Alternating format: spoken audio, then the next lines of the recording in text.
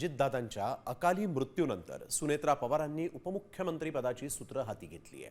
मात्र पक्षाच्या कार्यकर्त्यांमध्ये नवचैतन्य फुलवण्यासाठी सुनेत्रा पवारांनी कशा पद्धतीने कामाला सुरुवात केली पाहूयात या रिपोर्टमध्ये।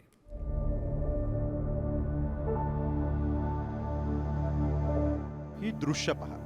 दादांच्या मृत्यूनंतर न खचता न डगमगता कार्यकर्त्यांसाठी धीरोदात्तपणे उभ्या राहिलेल्या उपमुख्यमंत्री सुनेत्रा पवार। स्वतः दुःखातून सावरत सुनेत्रा पवारांनी दादांच्या मृत्यूमुळे अस्वस्थ झालेल्या कार्यकर्त्यांना आज धीर दिलाय।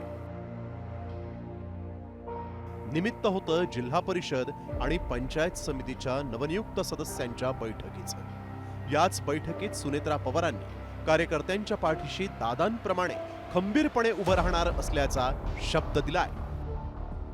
आपल्यावर संकटाची वेळ आहे, तुम्ही खचून जाऊ नका। तुम्ही आधी जसं काम करत होतात त्याच पद्धतीनं काम करत राहा। मी भक्कमपणे तुमच्या पाठीशी उभी आहे।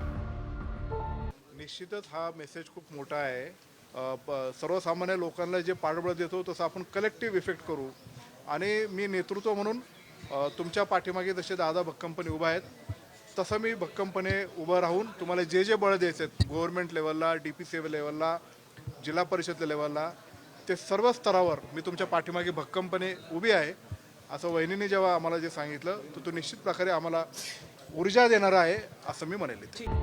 दादांच्या मृत्यूनंतर सुनेत्रा पवारांनी उपमुख्यमंत्री पदाची सूत्र हाती घेतली आणि दादांप्रमाणेच कामाचा सपाटा लावला। पुण्यासह बीडमध्ये जिल्हा नियोजन समितीची बैठक घेत सुनेत्रा पवारांनी जिल्ह्यात सुरू असणारे सगळे प्रकल्प दर्जेदार पद्धतीनं आणि वेळेत पूर्ण करण्याच्या सूचना जिल्हाधिकाऱ्यांना दिल्या। सुनेत्रा पवारांच्या या कार्यपद्धतीमुळे अजित पवारांनंतर राष्ट्रवादीचं काय होणार, पक्ष विखुरला जाणार का, अशा अनेक चर्चांना आता मात्र पूर्णविराम मिळालाय। तसंच सुनेत्रा पवारांनी केवळ पद स्वीकारलेलं नाही तर कार्यकर्त्यांची जबाबदारीही स्वीकारली आहे असंच आजच्या या बैठकीतून दिसलंय। सचिन जाधव, साम टीव्ही न्यूज, पुणे।